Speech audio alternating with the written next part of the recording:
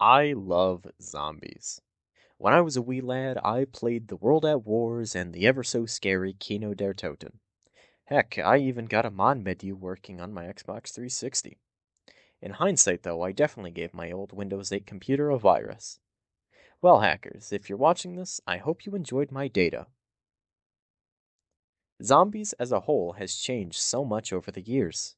Going from a two-hit down system to 14 in Black Ops 6, there has been an undeniable change in the formula, for better or for worse. Regardless, each map you play on has a different story to tell. Whether it be through the Easter egg quest or just walking around the map, each map has something to tell the player. A story of Richtofen's wish for control, a story of four characters traveling on a bus to survive, a tale of four warriors opening the gates to Agartha. These stories resonate in my soul, and I grew up on them. The Cold War story, though, I never got into. Maybe there's some good in there. But what makes a great zombies map? Is it the environment, like Origins and Der Eisendrache? Is it the storytelling, like Mob of the Dead? Or is it the fun, like Die Rise? I'm just kidding. That map sucks. I think a good zombies map has all of these factors in it, and a lot of people tend to overshadow one specific map. We'll play a game. Let's see if you, my dear viewer, can figure out objectively what the best map is that I'm talking about. By my absolutely correct criteria, there's only one map that should hold the title of best map. This map has a great Easter egg with some of the best visual aspects in the entire series. Your mission, on a grand scale, has a huge outcome for the world you play in. The wonder weapon is incredibly strong. I'm talking about some serious firepower. One shots the whole sheboing. The environment is amazing. It was a long shot by the developers, but I think it was a success. For the non-believers of this, why else was this map in 2 Call of Duty games? The map has the best selection of characters. The primary one is the funniest, and also equally the zesty one. The boss of the map is a formidable foe taking on the appearance of your friends that if you're in his grasp, you might beg and plead for mercy. That's right, we're talking about Moon. Wait, hear me out first, please, please. It's an unpopular opinion, I know, but the facts just make sense. No other map misleads the player into what they're getting into, other than when you beat the World at War campaign and visit Nocturne Toten for the first time. You spawn right in front of a Pack-a-Punch in either Juggernog or Speed Cola, and those are arguably the best perks. Debatable, though. You start farming up some points on the slow zombies to maybe Pack-a-Punch on round 1, and get a drink to sip on when, with that noise, all the zombies are now running, and there's hounds. And before you know it, you die. The tension to survive on Moon is incredible. The skilled player can get a perk and Pack-a-Punch on round 0 if they want to, and the not-so-good noob can just jet to the moon. You do what is most comfortable or fun, and then hop into that teleporter. While you have escaped the immediate threat of sprinting zombies, it's not over. You're trapped on the moon, and there's no way home. Yet, at least. The lack of saturation plays into the theme of isolation and that this place is off. It's not safe. Something just feels spooky, to me at least, when there's that eerie silence. You've got a few beeps from machines and maybe a thud or two, but overall, you're alone. Alone with the zombies. If you used all of your bullets in Area 51, you need to get going. The dark tunnels on either side of the map guide you towards the core. Dark tunnels guide you towards the core of the map where you finally hit the power and life comes to the station. Stay away! A lady announces the drill's powering up and atmosphere is returning to the station. You can breathe in some parts now. Shouldn't the map be easier now? You find the lab and maybe the hacker if you know where to look.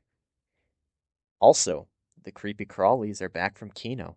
thousands of miles away from their home planet. The biodome breathes life into the map. The colors seem that much more potent, and it's very open. A place like this and a grill, and oh boy, we're in for a good old time. The lady announcing that power has been restored says that,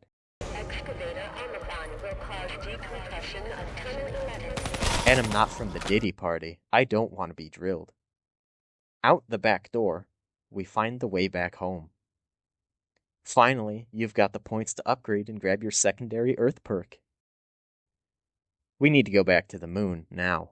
Like the superhero we are, we prevent fracking on the moon.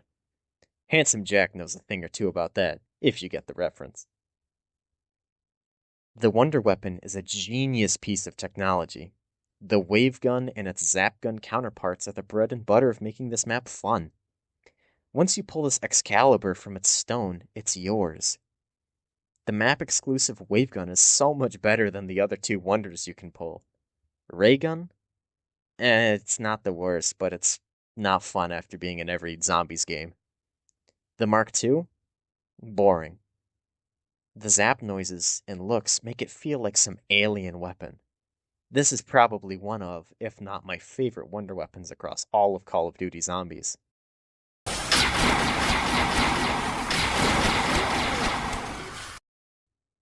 The blasts are so cool and give me that old school future alien feeling. Twilight Zone type stuff. The map is wonderful. A great spot that allows you to survive for a long time in a big space. The threat of losing your oxygen or getting cut off. The moon man that wants your perks. It's all a challenge for the player, and I think it's a great one. There's no downsides I can see with this map, although it's time to address some people's takes. Oh, so you like black and white colors? Ugh, the color sucks. Oh, I forgot that Ascension was super saturated, and oh my goodness, it looks beautiful. No, for the beginning rounds, you can't see any color. It is straight up black and white, even less saturated than Moon. Before you tell me you have to hit the power, I know you do, but you're still going to get some rounds with it off.